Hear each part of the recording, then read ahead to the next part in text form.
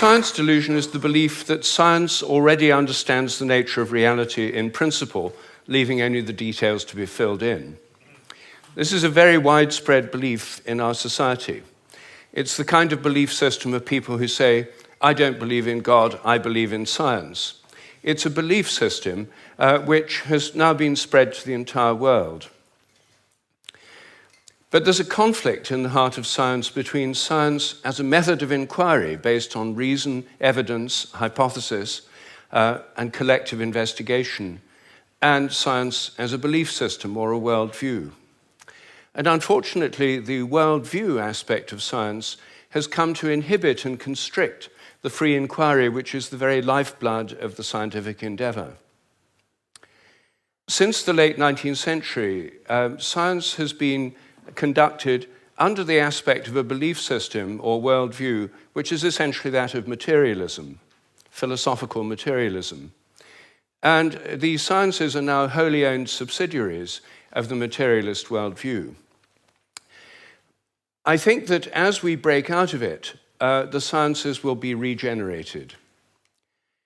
What I do in my book, The Science Delusion, which is called Science Set Free in the United States, is take the 10 dogmas or assumptions of science and turn them into questions, seeing how well they stand up if you look at them scientifically.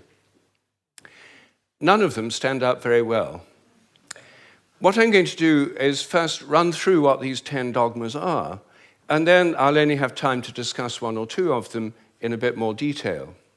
But essentially, the 10 dogmas, which are the default worldview of most educated people all over the world, are first that nature is mechanical or machine-like. The universe is like a machine, animals and plants are like machines, we're like machines. In fact, we are machines. We're lumbering robots, in Richard Dawkins' vivid phrase, with brains that are genetically programmed computers. Second, matter is unconscious. The whole universe is made up of unconscious matter. There's no consciousness in stars, in galaxies, in planets, in animals, in plants, and there ought not to be any in us either, if this theory is true. So a lot of the philosophy of mind over the last 100 years is trying to prove that we're not really conscious at all. So the matter's unconscious, then the laws of nature are fixed. This is dogma 3. The laws of nature are the same now as they were at the time of the Big Bang, and they'll be the same forever. Not just the laws, but the constants of nature are fixed, which is why they're called constants. Dogma 4, the total amount of matter and energy is always the same. It never changes in total quantity, except at the moment of the Big Bang, when it all sprang into existence from nowhere in a single instant. The 5th dogma is that nature is purposeless. There are no purposes in all nature, and the evolutionary process has no purpose or direction. Dogma 6, biological heredity is material. Everything you inherit is in your genes, or in epigenetic modifications of the genes, or in cytoplasmic inheritance. It's material. Dogma 7, memories are stored inside your brain as material traces. Somehow everything you remember is in your brain in modified nerve endings, phosphorylated proteins. No one knows how it works, but nevertheless, almost everyone in the scientific world believes it must be in the brain. Dogma 8, your mind is inside your head. All your consciousness is the activity of your brain and nothing more. Dogma 9, which follows from dogma 8, psychic phenomena like telepathy are impossible. Your thoughts and intentions cannot have any effect at a distance because your mind's inside your head. Therefore, all the apparent evidence for telepathy and other psychic phenomena is illusory. People believe these things happen, but it's just because they don't know enough about statistics, or they're deceived by coincidences, or it's wishful thinking. And dogma 10, mechanistic medicine is the only kind that really works. That's why governments only fund research into mechanistic medicine and ignore complementary and alternative therapies. those can't possibly really work because they're not mechanistic. They may appear to work because people would have got better anyway, or because of the placebo effect. But the only kind that really works is mechanistic medicine. Well, this is the default worldview, which is held by almost all educated people all over the world. It's the basis of the educational system, the National Health Service, the Medical Research Council, governments, and it's just the default worldview of educated people. But I think every one of these dogmas is very, very questionable. And when you look at it, they fall apart. I'm going to take first the idea that the laws of nature are fixed. This is a hangover from an older worldview before the 1960s, when the Big Bang theory came in. People thought that the whole universe was eternal, governed by eternal mathematical laws. When the Big Bang came in, then that assumption continued, even though the Big Bang revealed a universe that's radically evolutionary, about 14 billion years old, growing and developing and evolving for 14 billion years, growing and cooling, and more structures and patterns appear within it. But the idea is all the laws of nature were completely fixed at the moment of the Big Bang, like a cosmic Napoleonic code. As my friend Terence McKenna used to say, modern science is based on the principle, give us one free miracle and we'll explain the rest. And the one free miracle is the appearance of all the matter and energy in the universe and all the laws that govern it from nothing in a single instant. Well, in an evolutionary universe, why shouldn't the laws themselves evolve? After all, human laws do, and the idea of laws of nature is based on a metaphor with human laws. It's a very anthropocentric metaphor. Only humans have laws. In fact, only civilized societies have laws.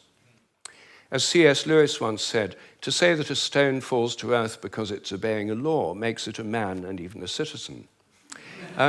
It's a metaphor that we've got so used to, we forget it's a metaphor. In an evolving universe, I think a much better idea is the idea of habits. I think the habits of nature evolve. The regularities of nature are essentially habitual. This was an idea put forward at the beginning of the 20th century by the American philosopher C.S. Peirce.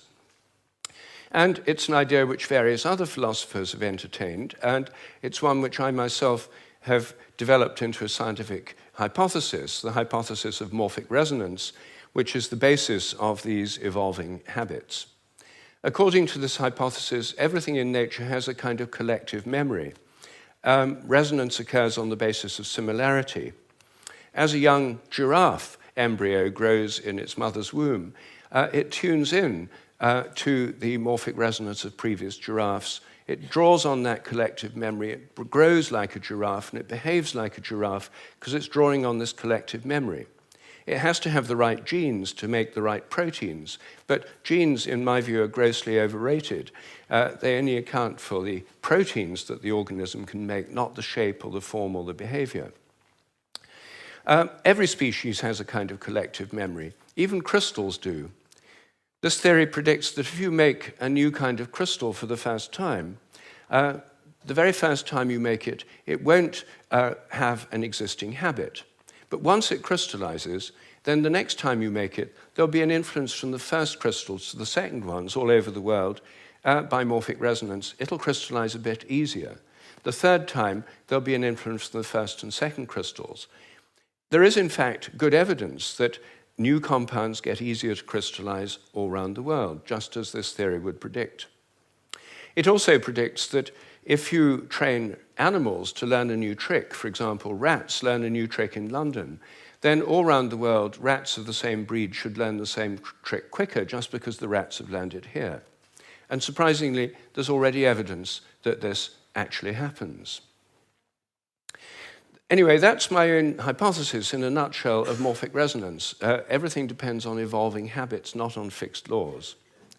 But I want to spend a few moments on the constants of nature too, because these are, again, assumed to be constant. Things like the gravitational constant, the speed of light, are called the fundamental constants. Are they really constant? Well, when I got interested in this question, I tried to find out. they're given in physics handbooks. Handbooks of physics list the existing fundamental constants, tell you their value. But I wanted to see if they'd changed, so I got the old volumes of physical handbooks. I went to the Patent Office Library here in London, and they're the only place I could find that kept the old volumes. Normally people throw them away when the new values come out. They throw away the old ones. When I did this, I found that the speed of light dropped between 1928 and 1945 by about 20 kilometers per second. It's a huge drop because they're given with errors of only fractions of decimal points of error. And yet, all over the world, it dropped, and they were all getting values very similar to each other with tiny errors. And then in 1945, it went up, 48, it went up again. And then people started getting very similar values again. I was very intrigued by this, and I couldn't make sense of it. So I went to see the head of metrology at the National Physical Laboratory in Teddington. Metrology is the science in which people measure constants. And I asked him about this. I said, what do you make of this drop in the speed of light between 1928 and 1945? And he said, oh dear, he said, you've uncovered the most embarrassing episode in the history of our science. So I said, well, could the speed of light have actually dropped? And that would have amazing implications if so. He said, no, of course it couldn't have actually dropped. It's a constant. So, well then how do you explain the fact everyone was finding it going much slower during that period? Is it because they were fudging their results to get what they thought other people should be getting, and the whole thing was just produced in the minds of physicists? We don't like to use the word fudge. I said, well, what do you prefer? He said, well, we prefer to call it intellectual phase locking.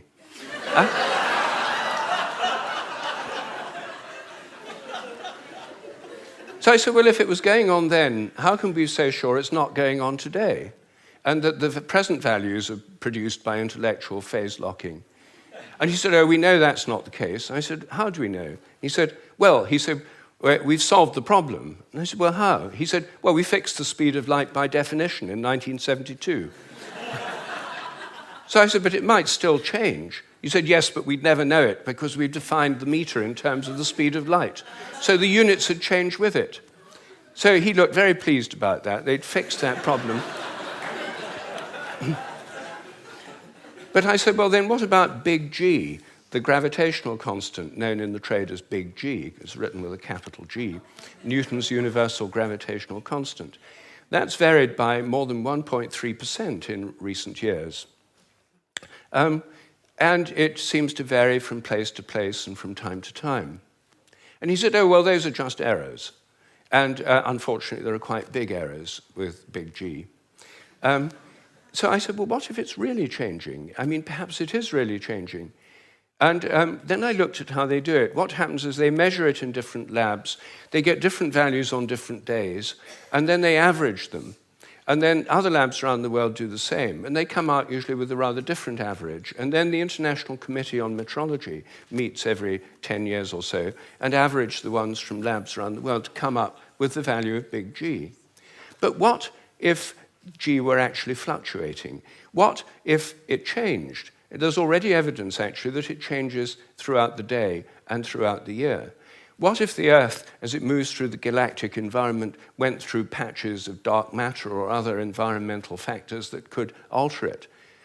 Maybe they all change together. What if these errors are going up together and down together? For more than 10 years, I've been trying to persuade metrologists to look at the raw data. In fact, I'm now trying to persuade them to put it online on the internet with the dates and the actual measurements and see if they're correlated, to see if they're all up at one time, all down at another. If so, they might be fluctuating together, and that would tell us something very, very interesting. But no one has done this. They haven't done it because G is a constant. There's no point looking for changes. You see, here's a very simple example of where a dogmatic assumption actually inhibits inquiry. I myself think that the constants may vary quite considerably, within narrow limits, but they may all be varying.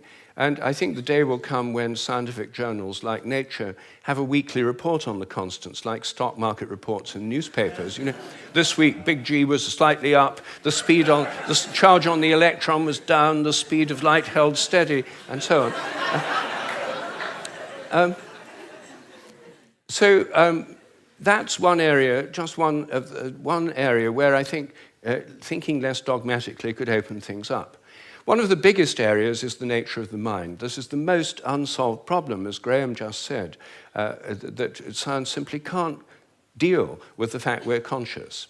And it can't deal with the fact that our thoughts don't seem to be inside our brains. Our experiences don't all seem to be inside our brain. Your image of me now doesn't seem to be inside your brain, yet the official view is there's a little Rupert somewhere inside your head, and everything else in this room is inside your head. Your experience is inside your brain. I'm suggesting actually that vision involves an outward projection of images. What you're seeing is in your mind, but not inside your head. Our minds are extended beyond our brains in the simplest act of perception. I think that we project out the images we're seeing, and these images touch what we're looking at. If I look at you from behind, you don't know I'm there. Could I affect you? Could you feel my gaze? There's a great deal of evidence that people can. The sense of being stared at is an extremely common experience, and recent experimental research suggests it's real.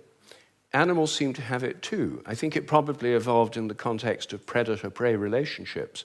Prey animals that could feel the gaze of a predator would survive better than those that couldn't.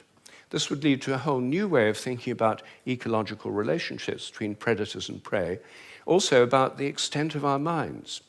If we look at distant stars, I think our minds reach out in a sense to touch those stars and literally extend out over astronomical distances. They're not just inside our heads.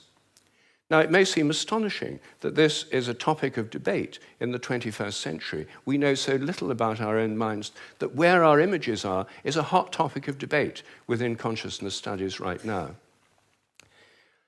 I don't have time to deal with any more of these dogmas, but every single one of them is questionable. If one questions it, new forms of research, new possibilities open up. And I think as we question these dogmas that have held back science so long, science will undergo a reflowering, a renaissance. I'm a total believer in the importance of science. I've spent my whole life as a research scientist, my whole career. But I think by moving beyond these dogmas, it can be regenerated. Once again, it can become interesting and, I hope, life-affirming. Thank you.